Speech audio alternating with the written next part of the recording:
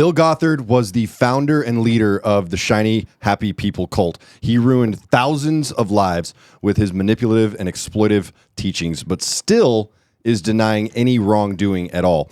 Today we're going to be talking about how he was finally exposed and removed from his own cult after a series of scandals that couldn't be ignored or covered up any longer. Gothard is still very active on social media, and right now he is frantically trying to salvage his reputation in the wake of the Shiny Happy People documentary. So we're going to be taking a look at some of his recent activity on social media, and we even have a video of a surprise interview with Gothard from just a couple weeks ago.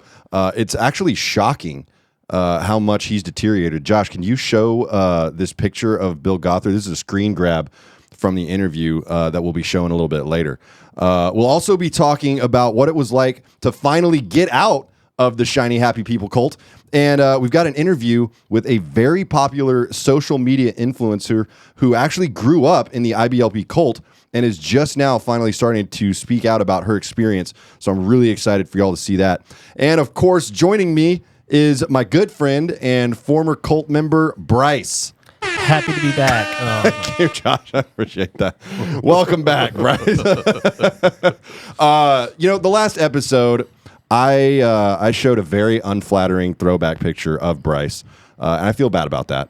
So I'm going to be giving you some revenge, Brice, and I've got a throwback picture of myself that we'll be showing at the end of the episode when I was still in the cult.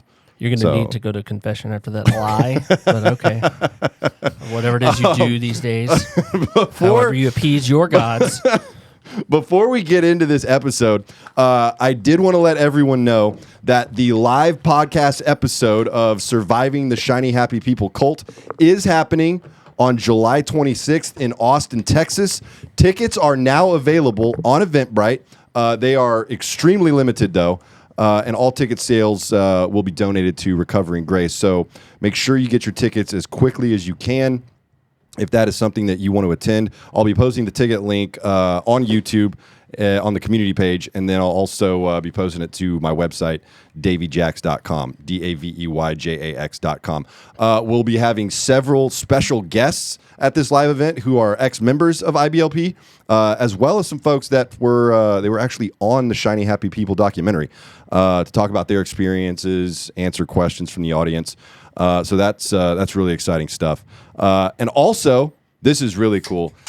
During one of the last episodes in the live chat, someone recommended that I reach out to Cults to Consciousness. It's another podcast that is, exclusively about cults, growing up in cults, what it's like, living life inside of a very isolated, restricted environment. So Cults to Consciousness, I recorded an episode of it today. It was extremely emotional. But that will be coming out later this week, so I'm really excited about that too. So be on the lookout for the episode of Cults to Consciousness that'll be available on YouTube also. So with all that being said, let's get into the scandal that finally took down Bill Gothard. We posted that interview with Dr. John Cornish from Recovering Grace. And if you watch that, you know that Bill Gothard, he basically got into a series of scandals. Who knows how far back these scandals go, but they came to light around 2012. Several ex-cult members started sharing their stories on the Recovering Grace website, including allegations of multiple instances of inappropriate behavior from Bill Gothard towards underage girls and young women. And this is the stuff that finally took him out. It's very similar, if you think about it, to the Catholic Church. Nothing happened with that until the victims realized that there were a lot more other victims. That's right. And then they're like, wait a minute, it wasn't just me, this one-off thing. And that's kind of the same thing that happened here. As soon as everybody came together and realized, oh, we're not alone, this is all happening to us, then action needed to happen. Yeah, and they couldn't cover it up any longer. That was the big thing, right? Once these stories started hitting the internet, before it was all kind of, kept inside of IBLP, and they were able to control the narrative. And it was basically just, oh, well, that never happened. Bill Gothard would never do anything like that.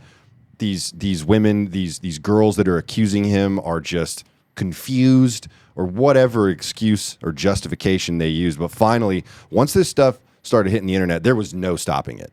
And there were, 30 plus women that came forward, right? And ultimately sued Gothard for damages. Yes. And that was really the tipping point for him. Now, they ultimately dropped the lawsuit because Gothard was threatening to countersue. And, this IBLP cult is a $60 million a year organization like we've talked about. So he had plenty of money, plenty of access to go after these women who were finally brave enough to speak up about the years and years of abuse. And this is going back, based on the conversations that I've had, this goes way back into the late 80s, early 90s. Right. All the way back, not just him, but with his brother. Oh, yeah, with Steve Gothard, too. Also, other members, on staff for the cult, right? Right. This wasn't just the Bill Gothard family that was abusing these women. The interesting thing, I think that in the 80s, it was mainly just Bill and his brother. And then later, towards the end of our time, as they were so big and there were so many different locations, I did hear little rumors and things happening at other locations. Yep. But it was almost like before that, everybody was a true believer. And so they weren't messing around or anything like that. Right. Except for the leader. Except for the ultimate leader, Gothard. Well, yeah, and I think a lot of it coincides with the growth of the compounds, right? Because all of a sudden now you've got compounds all over, the United States, all over the world, and you've got leadership structure within each of those compounds. Kind of leadership, Right, yeah. At one point, you're no longer getting to pick like the top perfect leader that you want. You're like, well, we just got to throw someone in there. We got 4 more training centers. Yeah. Who can we pay the least, to lead this facility? Well, even outside of the directors, though, like usually there was, a head of kitchen, let's say, heads of maintenance. And I know for a fact that one of the people in a leadership position at the Indianapolis Training Center was absolutely doing some stuff that was really, really questionable. This was a male leader that was doing questionable stuff with, women, girls. But, I saw some of that stuff firsthand in Indianapolis. And so, you hear all these rumors, you see it happening, but then all of a sudden the stories start hitting Recovery and Grace, and it just blows the whole thing wide open. Yes. And there was nothing that Gothard could do at that point to stop it. Now, he did release a statement. Dr. Cornish mentioned in that interview that he released a statement that said he shouldn't have, essentially been petting these women. Just insane. Just kind of a normal politician. Yes. I'm not agreeing or confessing, but maybe I did like a little bit of what they said. Yeah, maybe I left my hand on someone's leg a little bit too long. Right. Maybe a few too many side hugs, right? Exactly. That's basically all that he admitted to. He said that, some of the stuff that he did was inappropriate, right? Never, ever admitted to any kind of abuse at all. And of course, he's trying to get John to tell him their names. Oh, yeah. Well, that was the craziest thing about that interview with Dr. Cornish, right? Is that there was never, any remorse on Bill Gothard's part for all this stuff that was going on. And it really was just, well, how can I talk to these people directly? Which, John's not going to do that. Why in the world would you expose these poor women who are already going through so much and potentially let Bill Gothard get back into their life somehow? Yeah. I wish I could remember his teachings on offending people. I remember there was a lot about it. I don't remember there being any like, oh, well, let's prove what happened type situation. It's like if you offend somebody, that's bad, and you should work to not offend. I don't know. I feel like I need to look into it. It was all based on, you should never take anyone to court. It should all be like a mediation type situation, right? But then he also had the law of crying out that we all know so well. And I think that came out right after the scandals with Steve Gothard, right? Yeah. Is that when that got published? So. Yeah. Which basically, if you don't essentially scream as you're being abused, it doesn't count. That was the essence of that principle, right? So it's just all this crazy stuff. The way that he dealt with the lawsuit was essentially bully them into dropping it, right? And then turns around and tries to get sanctions against these women, which fortunately the court did not approve, much to their credit. So he wasn't able to, effectively silence them. Yeah. Although he was able to silence at least one of them that I know of, and I'll talk about that a little bit more here in a second. But that's the long and the short of it. And the Shiny Happy People documentary covers this in detail, some of the stuff that he was doing. But this new documentary that they're working on that should be coming out here relatively soon, Until the Truth. Boy, that one really, really exposes it. Do they say how many episodes it's going to be? No, I didn't see any of that. But the 8-minute trailer for it, oh my gosh. I mean, it goes into graphic detail of what Bill Gothard was doing to these women. I mean, it was hard to watch. I mean, we talked about it in another episode, Brice, but that whole trailer was just and brutal. We're not saying that Shiny Happy People didn't also affect us. It did. Sure. It's just the Shiny Happy People one had like focus on the Duggars and this, that, and the other, and also the cult, and I don't know. This one, it's just like put you just right over. Felt very raw. Yes, exactly. I keep using the word brutal to describe it because that's exactly what it is. I heard that they're still trying to finish that documentary, actually. Yeah. So I'm going to look into that a little bit more and see how potentially we can support that as well as Recovering Grace, because I really want this message to get out there as much as possible. Absolutely. So that covers a lot of the specifics of the abuse, that Until the Truth documentary. I've also been communicating with one woman in particular about Gothard's predatory behavior, and this was his secretary in the early '90s. Her name is Rachel Lees, and we've been talking just about kind of what her experience has been like. She's been very, very quiet about it up until now, but she has a close relationship with Brooke from the Shiny Happy People documentary. I know they're in close contact. I know that she's talked with John Cornish quite a bit. One of her, not her story. Was published on the Recovering Grace website. Yeah, Josh, you can show this picture. Her story was published on the Recovering Grace website and actually broke the website. It got 40,000 views in one day, and the servers couldn't handle it. That's how intense her story really is. This picture that Josh is showing right now is actually from a book that Rachel was supposed to be contributing to about the evils of rock music. But her contribution to the book was never published. It got pulled at the last minute, and this is the interesting thing about Bill Gothard's manipulation tactics. So one of the things that Rachel shared with me that I found incredibly creepy was that he was keeping photos of all the women, all the girls in his entourage. I mean, it's creepy, but predators keep trophies. That is a great point, Brice. Wow. I didn't even think about that. Yeah. But yeah, you're exactly right. He needs to relive in his mind. Yeah, what happened, what he's done. Yeah. She was telling me when Rachel worked for Gothard, he had a professional photographer come in and take photos of her and 3 of her colleagues. Right?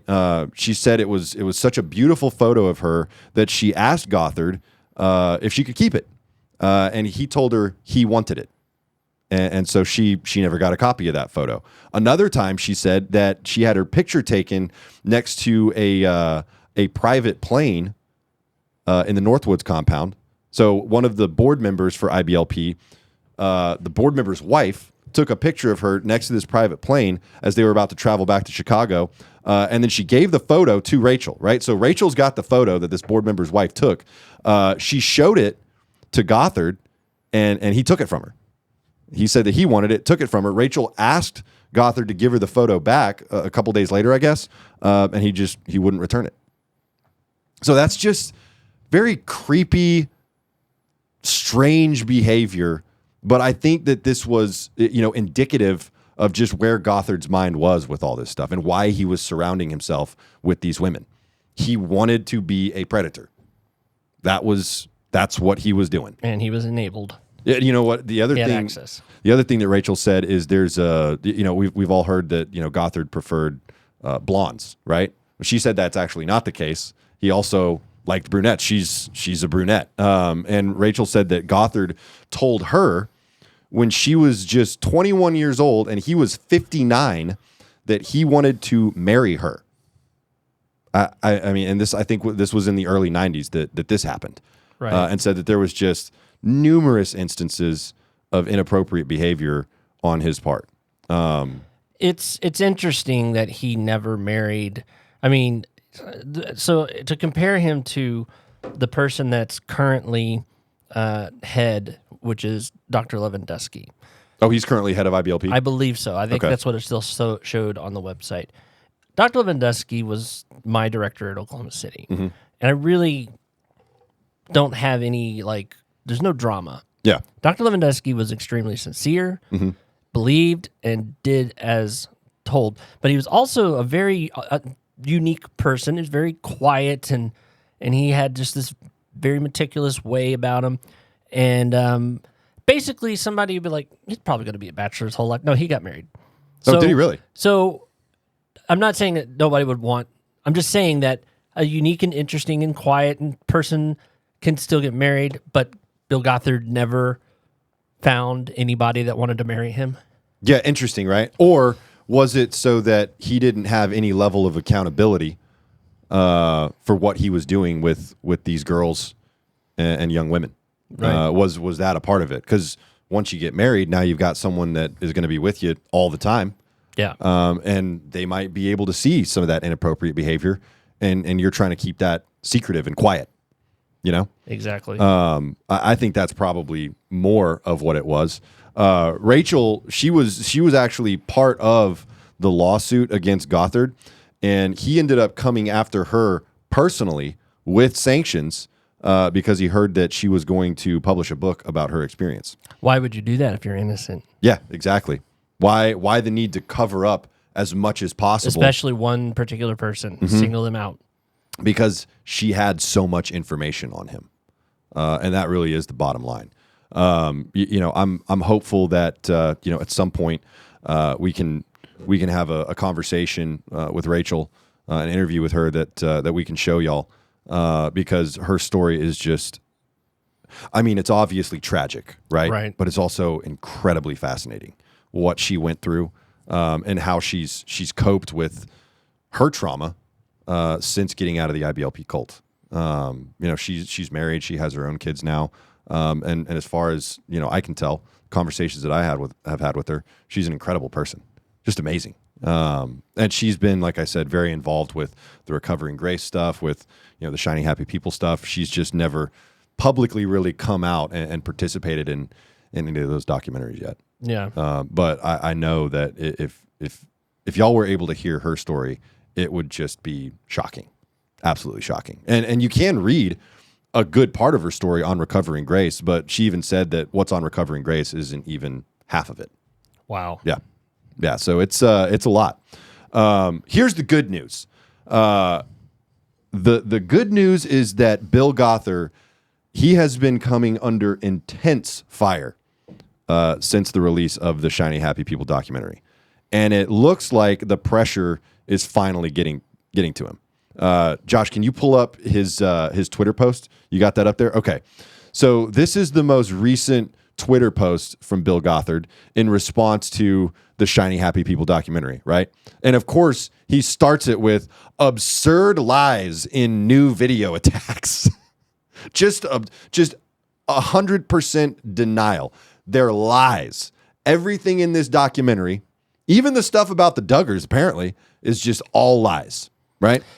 Yeah, I will be real surprised if he ever quotes anything from the New Testament about about why he is justified.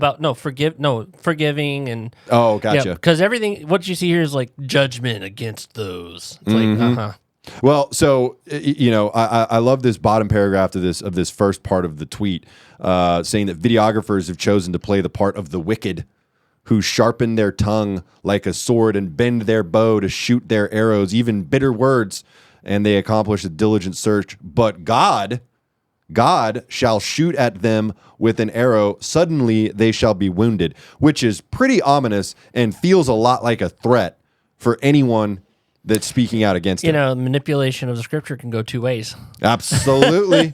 Absolutely. I mean, who's to say that he's not this evildoer, right? Which, in fact, is actually the case. Exactly. Right? At the end of his tweet, this is just infuriating. He says, far from being discouraging, false accusations are a cause for encouragement and rejoicing. Josh, you can go to the next slide here. Jesus stated, blessed are you when men shall revile you and persecute you and shall say all manner of evil against you falsely for my sake. Rejoice and be exceeding glad, for great is your reward in heaven. I'm confused. I'm sorry. In the first tweet, was he rejoicing?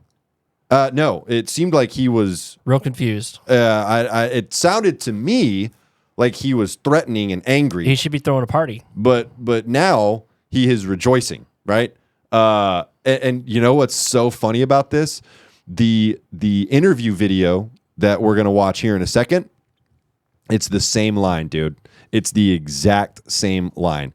So he posted this weird rant about the Shiny Happy People documentary, which is a drastic departure from his previous statements, I should say, which pretty much just ignore or dismiss the accusations entirely. Like he just sweeps them away pretty much. Right. This to me says the pressure's getting to him. Also, and I don't know how it couldn't. Maybe he's ignoring legal advice, but he knows all, right? Oh yeah, he's not wrong. Oh no, somehow the part that's super infuriating here is that the victims of the abuse that are speaking out against IBLP, they're the evil ones, according to Gothard, and he is the persecuted one. That is what all of these fundamentalist organizations do. They're like, oh well, we certainly don't want to take down the head of a family. Mm-hmm. We need this good leader, so stop tempting them. Yeah, it's all deflection and redirection. Exactly. Right?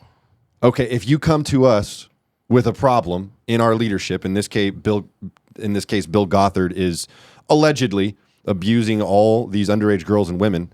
Rather than acknowledging that, we're just gonna put it back on you. Well, this is actually your fault, right. Or it just didn't happen, right? A couple of reporters actually caught Bill Gothard outside of his house just a couple weeks ago, and they were able to ask him some questions about his opinion on the Shiny Happy People documentary. And I want to take a look at that real quick. Josh, can you play this video?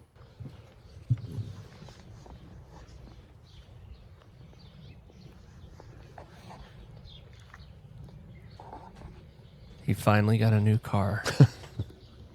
I love the pride flag in the background. Sorry to bother you. We're local reporters from Patch.com. Lorraine and David. I'm rejoicing. Well, I'm rejoicing too. Rejoicing to see you. How's it Where going? are you from? Well, I'm from just, with the Patch.com. We're like local reporters. I cover LaGrange, Western Springs, Hinsdale. And I know you got a facility in Hinsdale. And I was just wondering, there was this big documentary. It was on Amazon Prime. Did you have any comment on that? Did you watch it? Did you watch it? Shiny Happy People about the Duggar family? Documented? It was a documentary on Amazon about Shiny Happy People, the Duggar family, and yourself as the head of the Institute. And I was just wondering if, you saw the documentary or heard about it. It was kind of harsh on you, and we just want to make sure you're okay. It didn't seem like it was. Did you get some material? Well, they just suggested that you left the institute, and they suggested girls spoke about going into the institute, and they said that they were harassed, and I was just wondering if you were worried about that. That girls were harassed under your reign. on that. You didn't do that, did you? Or Well, I'd rather not get involved if that's okay. Okay. no, we appreciate it, and you look good. Pushing 90, you're still out there kicking. Yeah. I'll be lucky if I get to 75. Yeah. Thank you. Yeah, I hope I make it through my 60s. So. Oh, sorry to Okay. bother you, but we just, America was watching it last Yeah. week. Yeah, Okay. we just wanted you. to Have a nice day. get your side of the story. So, Yeah. that's, Okay. there's too many one-sided news Thank you. reports. Thank you, sir. Thank All right. Appreciate it. That's it, Josh. Wait. Yeah, go What ahead. is this publication? I have no idea. They seemed Patch? real gentle. They seemed like they were Yeah. excited to see him. So that was what I was a little bit confused about, Brice, is I don't know which side they were on here, because they talked about how they were rejoicing to see him. Yeah. They talked about how that documentary seemed very one-sided. Yeah. And I get it, man. This Bill Gothard is old. That was. I mean, how old is Warren Buffett? I have no idea. 92. No, Okay, thank you, Josh. Warren Buffett is way more cognitive. That is a person that should not be driving. Yeah, right. Well, he's clearly losing his hearing, right? I don't know if he was losing his hearing so much as he didn't know what was going on. Yeah, That he seemed is the look a little of lost, somebody yeah. that does not need to be left alone. Yeah, and that's so obviously, I wouldn't expect someone to go and harass Bill Gothard at 90 years old, and clearly he doesn't have all his faculties about him I'm at okay. this I'm point. okay with it. You can go harass him. It's fine. Just go ahead. You can stand. Look, you can stand. I don't know if that would really be a you can good look, Brice. You can stand on the public street and be like, "Did you have anything to add to these accusations?" Yeah. That's it. You don't have to be all up in their grill. But I mean, he clearly knows what's going on here and what he has to say. That was a biased. So he's Approach. lucid enough to They understand seemed that. more nervous than him. Yeah, they Noticed really He did. did not shake. He just is like staring at them like, No, I'd rather not get into it. Yeah. I'm like, whoa. But did you notice right at the beginning how he said, "I'm rejoicing"? Yeah. Same messaging, same language in those tweets. It's burned into his brain. I mean, and this scripture he's using, Matthew 5, 11, 12, like all of these scriptures are just constant in all of his material. Yeah. Mm-hmm. It's just every new thing and new program, and it would be like based on the same section. Yeah. Almost every time. and that particular verse Yeah. is from the Sermon on the Mount, Yeah. right? Which all of the wisdom booklets are based on. Yeah. So he's going straight back to his roots, making sure that he can dismiss these accusations, right? I was surprised that he lives next door to somebody that has The pride flag? Yeah. You And like he was that? just like, you need to take it down or nothing. I thought that was so ironic and Yeah. hilarious. Yeah. Who doesn't know what The that only thing with the means? video I would say is they showed his what's it called? His plates on his car. Oh, man. It showed the numbers. Oh, yeah. That's on them. Yeah, people could absolutely go after him. Not saying you should, not saying we're going to. I'm just saying if you wanted to, you could. The original humble brag from Bill Gothard, he used to have like this green 1960s four-door whatever Chrysler. I don't know what it was. Yeah. It was, It was an old car. American car. Yeah. Old. And he, oh yeah, this is my personal car. Look how humble I am. I'm not extravagant. Let me get in my custom van while I'm driven to the airport. Or my private plane while I'm traveling between compounds. They would take pictures of him driving it, but he never drove it. No, he was chauffeured. Yeah, Absolutely. And the only reason he's got a new car is that he didn't have like a staff ready to keep that old thing going. Right? At his beck and call. Exactly. Yeah, I mean, it's just, to me, even as, old as he is now, right? He is still active, and still active, more importantly, in denying everything that was brought against him. And he's holding to the same lines. Dude, it's the same narrative. It's the same deflection and redirect every time. And so I think he's going to take this stuff to his grave. I don't think he'll ever get absolutely. an apology, No. any kind of justice well, on his end at all. I mean, from what I've seen, the lawyer can plead a whole not capable of going to jail or something. Oh, sure. Yeah. Yeah. He's not fit to stand trial or whatever you want to say. Exactly. Sure. To me, it's beyond that where just no one wants to go after him anymore. I think the only thing that you could really go after at this point is IBLP. If you really wanted to see some justice for the victims, I think that's what you'd have to do at this point. Yes. Just for the, how they enabled his behavior for so long. So he's still out there. He's still prolific, but there's so many stories of hope coming out of this cult. And one of those stories is from a lady named Noell Jett. Getting out of the shiny happy people cult is a really interesting subject because so many people had such vastly different experiences with this, right? Like there's people who had to physically run away to escape an abusive family dynamic. But there's others like myself. I mean, I just decided I was done and that was it. And I was out. So there's a broad spectrum of experience here. And I want to talk about some of those experiences with you, Brice.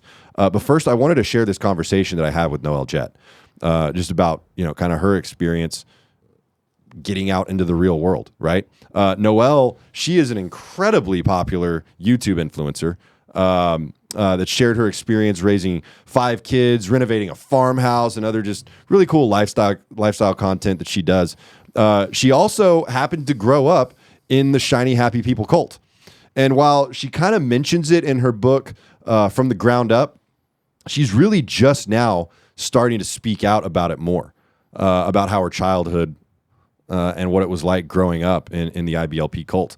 And so I wanted to play a segment from an interview that I did with Noelle. And we were talking about how profoundly your relationships can be affected growing up under Gothard's teaching. And how that can really just put a twist on everything. Josh, do you have that video ready to play? About to be. Okay, cool. So we had a long conversation, and the full interview is going to be available tomorrow on YouTube. But I just wanted to play this segment because I think it's so interesting, kind of hearing her perspective on it. Go ahead, Josh.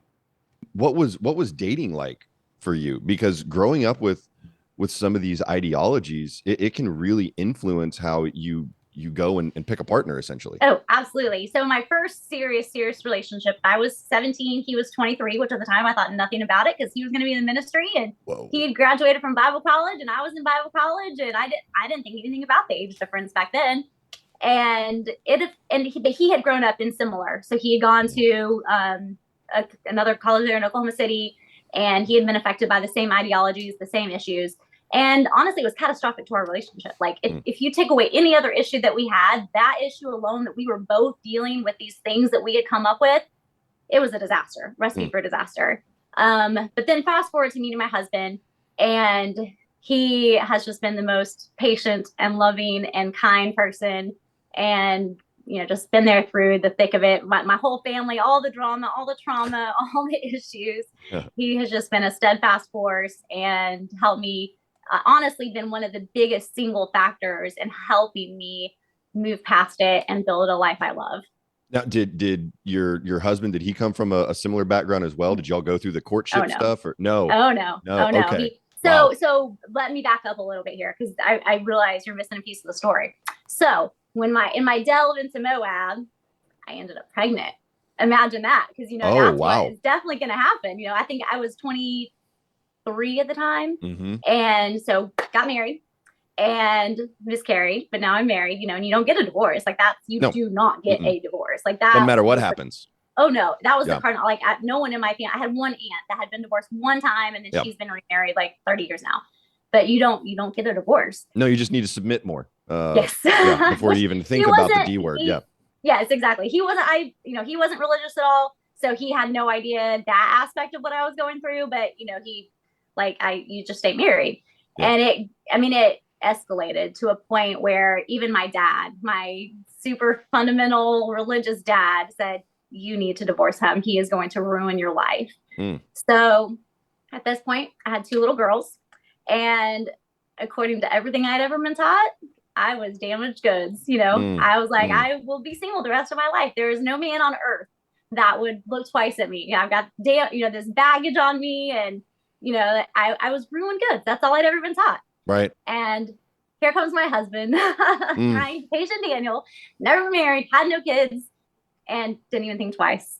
Jumped into it, and now it's been 14 years. We've had 3 more children together, and it's just crazy how much one person can make a difference in helping you unlearn all the stuff that's been shoved in your head. Yeah. So that full interview with Noel will be available tomorrow at 8 p.m. And you can see more of her content on her YouTube channel and social media at Jet Set Farmhouse and her website, jetsetfarmhouse.com.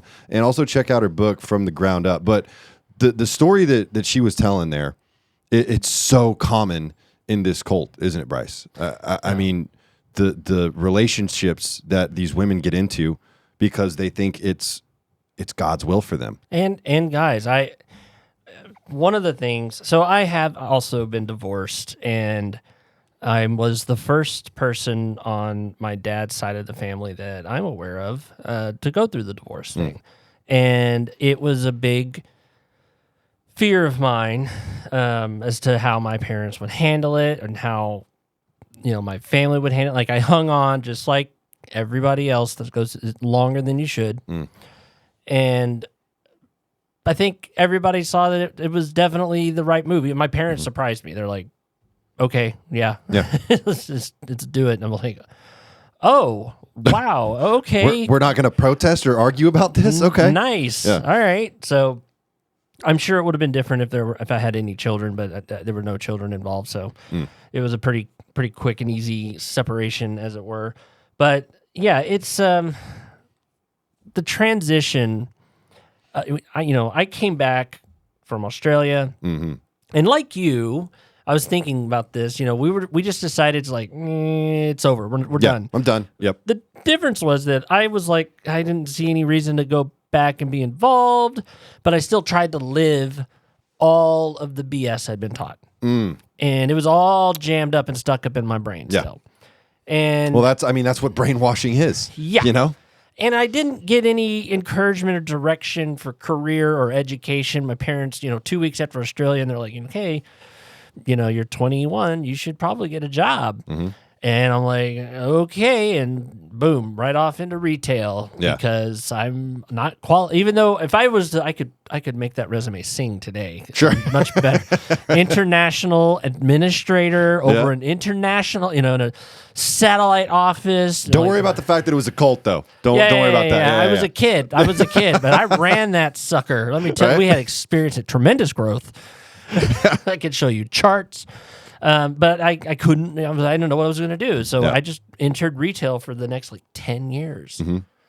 Because that's all you're qualified to do at that point. That's all I thought I was qualified to do. Well, from an academic perspective, I mean. Right. I mean, because IBLP talks about how you finished the wisdom booklet, you got a college degree, pretty much. No, dude, not even remotely.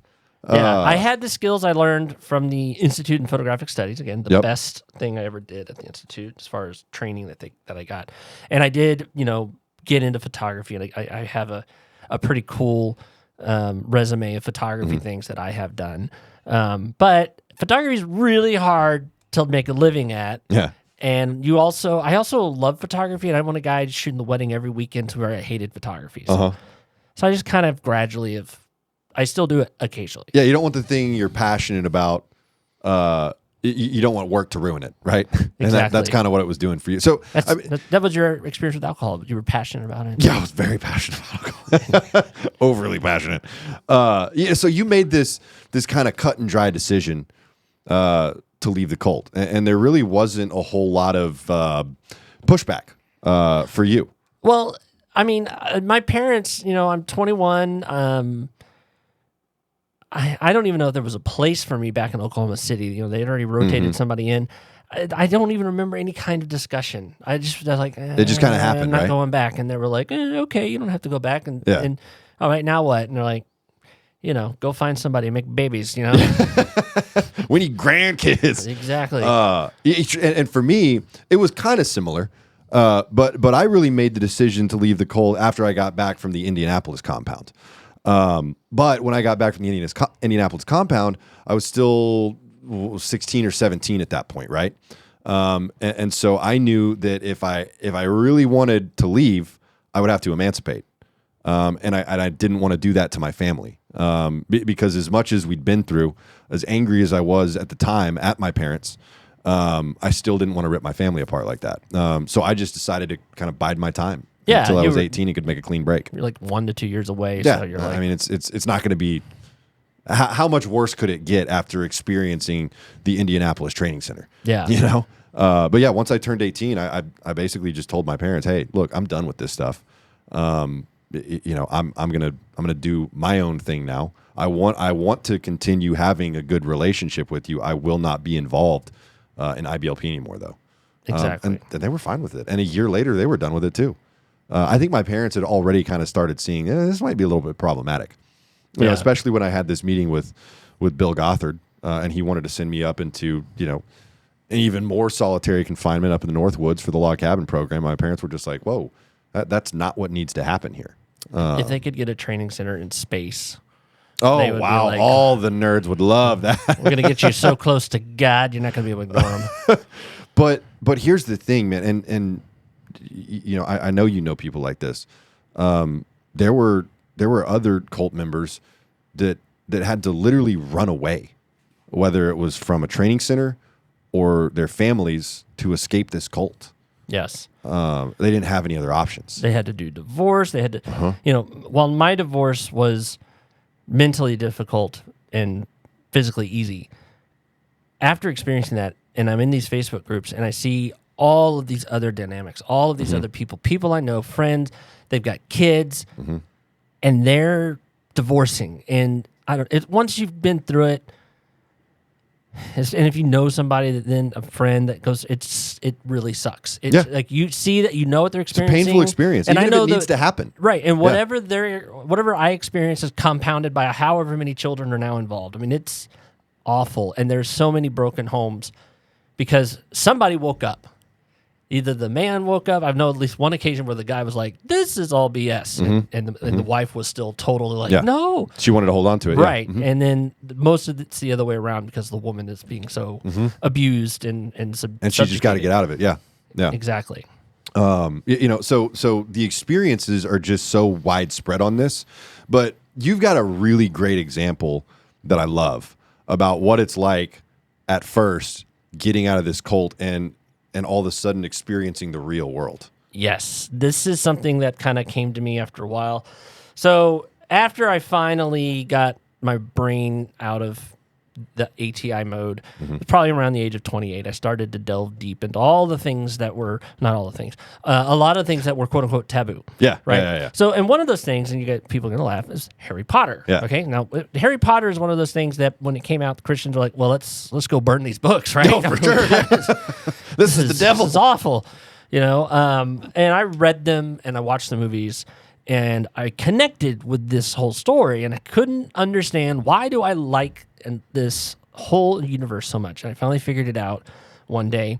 If you guys want to know what it's like for somebody like us to get out of this whole mindset and be out in the world, just watch Harry Potter. Anytime he is at Hogwarts and somebody just pulls a wand out and is like, oh, let me fix your glasses. And he's like, oh, wow. Or they're like, oh, yeah, the storybook of, you know, the Deathly Hallows, you know, right? And he's like, no. I don't. That's us. Yeah. When we like, oh, well, you know, Jaws, right? Yeah.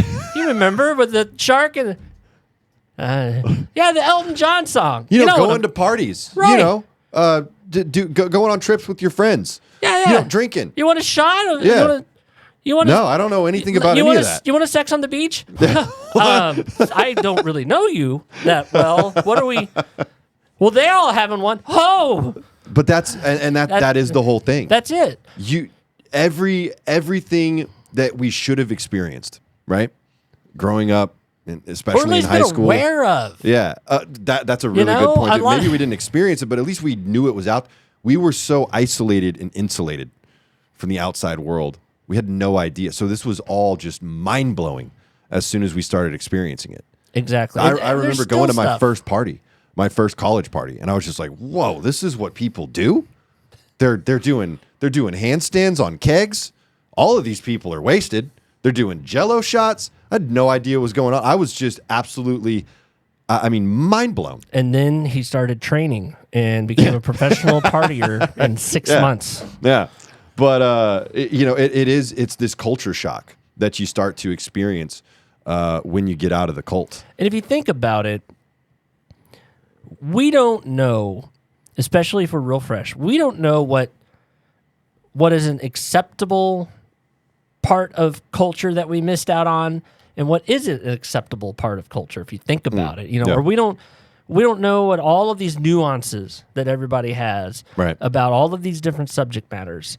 And to us, it's all fresh. It's all brand new. Exactly. It's you're basically experiencing real life for the first time. It's like getting the download from the Matrix, but you still don't really know what's going on. No, there's your other favorite one. Yeah. That's only because you watched it on repeat at the Oklahoma City Training Center, right? I don't know what you're talking about, sir. Yeah. So what we're gonna do in the next episode is talk a lot about what our experiences were like living in that real life all of a sudden. And so that'll be the next episode. We have been getting a ton of questions from people that want to know more about some of the stories that we've told on previous episodes. And I did want to address a couple of them. Yeah, one of the questions that I found really fascinating was, what percentage of people do we think that have been through the cult, have ultimately rejected their upbringing and all the things they were taught, versus the people that still believe Gothard's teaching? I feel like it's a very easy to measure percentage. I mean, it's not going to be exact, but you just look at how many training centers have been shut down and moved on. The fact that they can barely fill out their center at Big Sandy for their yearly conference. Right. The yearly conference was pilgrimage, people. Like we weren't so much expected. That's just what you did. It was understood. It was hype. Everyone wanted to do it, right? Absolutely. Yeah. It helped keep you putting the money into the machine, as it were. So if you just look at and the fact that I don't even know if they're still traveling, because you used to travel to every major city and put on these seminars, and I was trying to find that, because if they came to town, we could go and stand outside. Just pick it outside. I'd have a sign with a QR. Hey, we could still go down to Big Sandy, dude. We could do the exact same thing. Yeah. But I think that's a great observation. The popularity has dwindled down so far. But it's a very nuanced question, right? Because I think there's a lot of people that flat out reject the teachings that they were brought up with, myself and Brice, right? We don't subscribe to any of that fundamental bullshit, right? Yeah.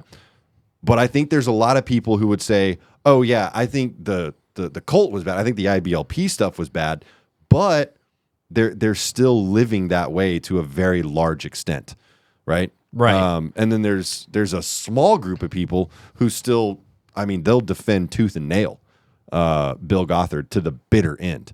You know? And there's the people that say that they're completely over it, but if they've never gone to therapy, if they've never really analyzed their actions, they're doing things and they don't realize it's built on this as a foundation. It's something I went through.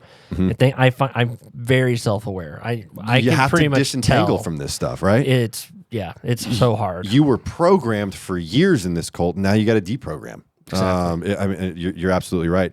One of the other questions was, do we think homeschooling is bad? Brice, I'll let you give your opinion on this.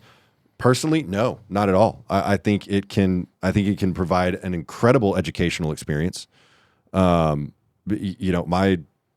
siblings homeschool their kids, and they're doing great. But they're not growing up in this rigid, isolated environment either. Right. They're just getting a great education. Yeah, that's what's key. My nephew is like 9 and doing algebra. Is he homeschooled as well? Of course. Oh wow. So, yeah, okay. yeah. So homeschooling is it's not bad or evil. Not inherently. Not inherently. It's just this. It's the same as going to public schools or private schools or whatever schools. Some of them are good, some of them are not good. Some of them have really great teachers. Some of them don't have really great teachers. And unfortunately, if you're homeschooled and you don't have a great teacher, There's not really, Or if you don't have strong curriculum and you're just relying Yeah. on the wisdom booklets, yeah, you're gonna get a horrible education and come out of that barely able to spell and do math. yeah, but you know? thankfully there's so much support. Yes. Now, like you can literally go to college on a basketball scholarship because the homeschool basketball league is huge Yeah. here in Texas anyway. Yeah, absolutely. Yeah, so no, I don't think that homeschooling is inherently evil, and I think it can still be used very effectively for a lot of families. Another question was, what happened to your sister? And I think you just shared a little bit about that. She's happily married. Yeah. She's got 2 wonderful kids. Got a wonderful husband. And he came from the same background. Whatever he was even more repressed, a harsher environment, and He probably grew up in an environment very similar to mine, actually. possibly. Yeah. So they're doing well. Great. And I get to see them frequently. And I actually got a message after, I think it was the second episode that we did, from your sister, just telling me, how much she appreciated what you and I were saying, and that it's great that you and I are still friends, and it made me really emotional because when I responded, I just told her that some of my happiest memories when I first got out of the cult, before I was really far down the substance abuse hole, spending time with Brice and with your sister, those were some of the happiest days of my life. We were such an odd couple. Yeah. I could not figure out why he was hanging out with me, because he was Fonzie and I was Richie, and I wanted to be cool, and I wanted to have he would hang out with me, and I don't know why, and if you put him to, and I would meet with some of his friends, and they would be all like kind of party, and they're looking at me like, who brought the nerd? Are you the designated driver? It's cool, man. Are you because I saw you had like a beer. But I mean, we were thick as thieves back then too. Yeah. And I think it's just because of our shared experience, and we both wanted more than what this cult had offered us. We had a weird balance. It was very. I have. It's very much a fond yin and a memories. yang there. Yeah. Super yin and yang. Yeah. But we had a lot of fun too. Yeah, we yeah. did have a lot of it. It took a while before Brice came over to the party side, or the dark side. That's really what it is, right? But once he did, man. I'm not much of a stout I'll drinker. never forget Brice. Oh boy. Doing shots of flaming Dr. Peppers, and then drinking a swig of water out of a. Okay, that is on you, sir. Yeah. First of all, I have not had a flaming Dr. Pepper since. I don't think he was sitting in the back of my car, Josh, and I had a bottle of water back there, but I used it to put out cigarettes. Yeah, of course he did. And Brice took a big old swig out of this thing and immediately just painted the side of my car. He's forgetting. I asked for water, and they purposely handed that one I to don't me. think that was on purpose. I think that's a misrepresentation. No. I don't feel like that's true.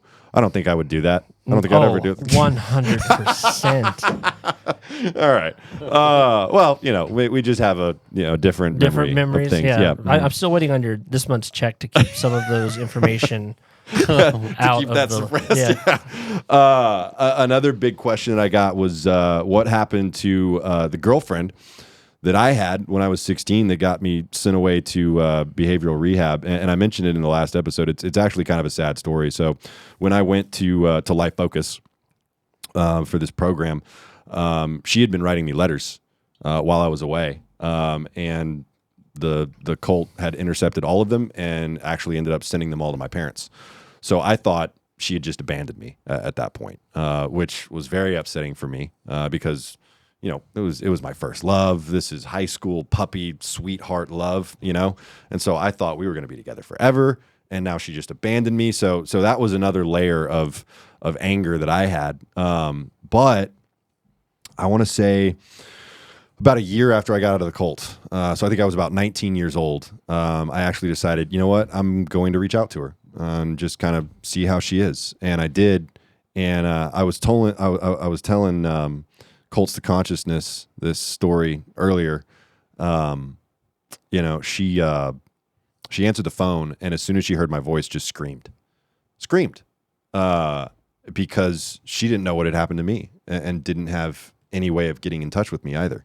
And she told me that she had written me all these letters, and I explained to her that I just never got them. So we had a really good conversation, had really good closure after that. But what I found out later was after I left, the church that she was a part of, that my family was also a part of, she was not homeschooled. She didn't grow up with the same background at all. This was a normal church. It wasn't a cult church. She was the head cheerleader or at her high school. So she had a very normal life. But one of the pastors at that church actually abused her severely, along with several other women at that church.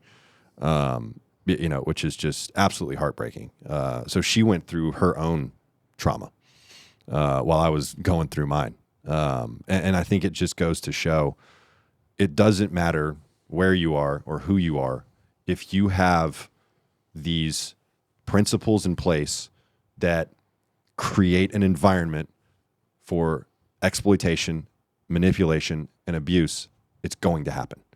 And it has to change, or you have to get out of it. Period.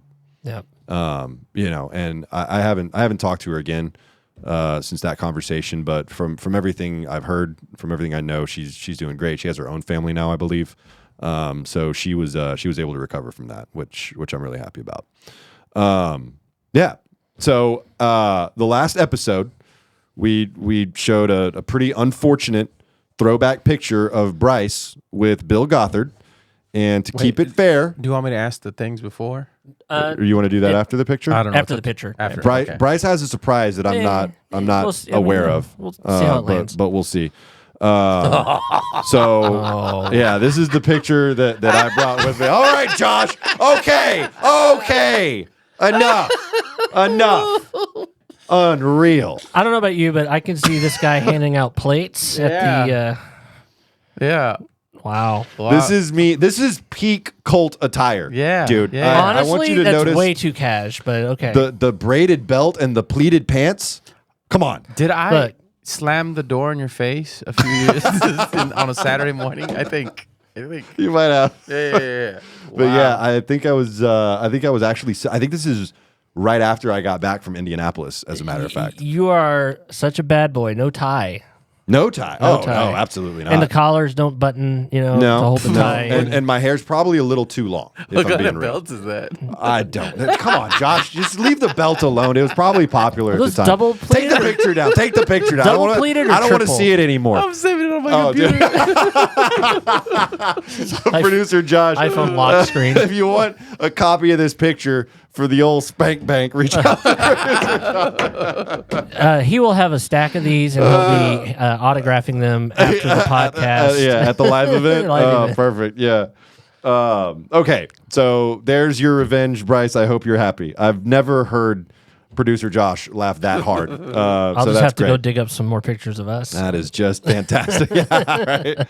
All right. So Brandon, you've got a special segment that you want to do? I just had the thought, like, we didn't, all the stuff we didn't experience. One of the things we didn't experience, we didn't watch a lot of late shows, and for whatever reason, it popped in my head, a top 10 list.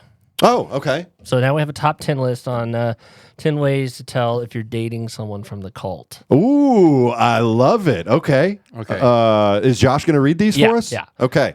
Okay. He friend requests you, your dad. Do it right, Josh. Reason number 10. Oh, we got to start from the bottom. Yeah. I didn't actually put them in yeah. any particular order, but Oh, okay. okay. Oh, That's okay. fine. That's fine. Okay, so I'll start from number 10. Okay. Reason number 10. She keeps bringing home deep red carpet samples. Because the training centers, Had to have them. every single one. Whoever that salesman was, salesman of the year. Oh, yeah. And made his career. Yeah. Absolutely. Okay. Reason number 9. You get a wheat grinder for Christmas. Oh, wow. That's a deep pull. Oh, absolutely. My mom absolutely had They encouraged a you mill at home. Yep. Grind your own wheat, make your own bread. Which actually probably a good call. Yeah. A lot, less chemicals, healthier, Stop trying to spin this. Okay, never mind. Sorry. Reason number 8. He won't stop. I typed this quickly. He Okay. won't. He won't. There we go. He won't stop talking about a vacation to Knoxville. Oh, the annual conference, baby. Yep. Knoxville or bust. Love it. Reason number 7, you find a catalog under his bed for Ford custom vans. A catalog for Yeah. Ford custom vans. Yeah, Yes. the old 15-passenger with the spare tire on the back, right? Absolutely. Oh, definitely. And a toilet in the back as The well. most coveted vehicle in the cult. Absolutely. Above a Mercedes Sprinter? Oh, for wasn't- sure. it didn't Well, exist, yeah, they didn't have those dude. back then, right? Okay. Probably now, but Plus, no. that's a Mercedes Ford. Sprinter. That would be too flashy. It would be. That could potentially create a stumbling block or a stronghold of pride. Okay. Number 6, their Tinder profile says Christian extra points if KJV only. KJV only. Okay, so that is King James version. Yes. With the these and the thous and the Absolutely. shalls. Yeah. Anything absolutely. else is not even the Bible. No, definitely not. Yeah. Because how else are we supposed to read a Bible unless we've got extremely archaic words in there? Exactly. It doesn't convey the real meaning. It's great for memorization. All right. Number 5, she wants to bring a stumbling block into the bedroom. Whoa, dude. I thought you'd like that. Can you define that or give it some read context? that however you want. One of those triangle pillows. Got it. Sure. Okay. Why not? All right. Number 4, she shows up in a vest she made out of upholstery fabric. Dude. Absolutely. Honestly, that's what it all looked like. Yeah, with the weird roping around the edges. Yep. Yep. mhm. Looks like grandma's couch got repurposed Yeah, into a vest. Yeah. exactly. 100%. Her ringtone is harp music. Oh, wow. The old harp music. Dude, you know what? They sold those CDs, man. Yeah, well, they had the harp music CDs. They had the Alert Men choir. What was that one CD that? Oh man! Now I can, there's all- there's- triumphant something hymns. I don't remember. Yeah, it was basically just marching music for Christians. Yeah. Yeah. It was not cool. Not cool at all. All right. All right. Number 2, I like this one. On your first date, she and the Uber driver have the same last name. That's subtle. That's very subtle because the Uber driver is obviously Dad. a dad or another adult member of the family because Brother. you certainly Yeah. can't go on a date alone. No. That's great. That's really good. And number 1, if I can get a drum roll, fellas, number 1. He friend requests your dad after chatting with you on Tinder. Chatting. Just chatting. That's it. We had a very casual conversation on the dating apps, and he is talking to my dad. But yeah, 100%. Yeah. That's great, dude. That was Yeah. very well done, Brice. Thank you. I love Thank that. you. Yeah, that's awesome. The next episode is going to be our last episode. Yes. In this series, and we'll be talking a lot about what life was like after leaving the cult. You know, kind of the aftermath, if you will.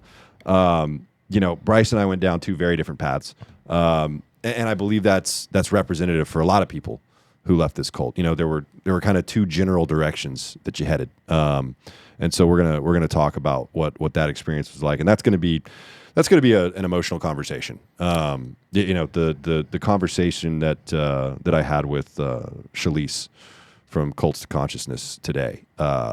Boy, at the end, I lost it at the end. So this will be a tough episode to get through, but I don't think it's going to be tough to get through because of the trauma. I think it's going to be tough to get through because of the gratitude that we feel for the lives that we have today. So I'm looking forward to doing that last episode. And of course, we've got the live show on July 26th in Austin, Texas. Really looking forward to that. But I just want to thank all of you that are watching this for the incredible support that you've given us during this series. And I really do hope to see a lot of y'all in Austin if you can make it. But if not, we're going to be live streaming that event as well on YouTube. So that'll be available. But just thank you so much for helping us get this message out. It's important and it's resonating with a lot of people and it's accomplishing a lot of good. So yeah, thank you so much. I love you. We'll see you next week.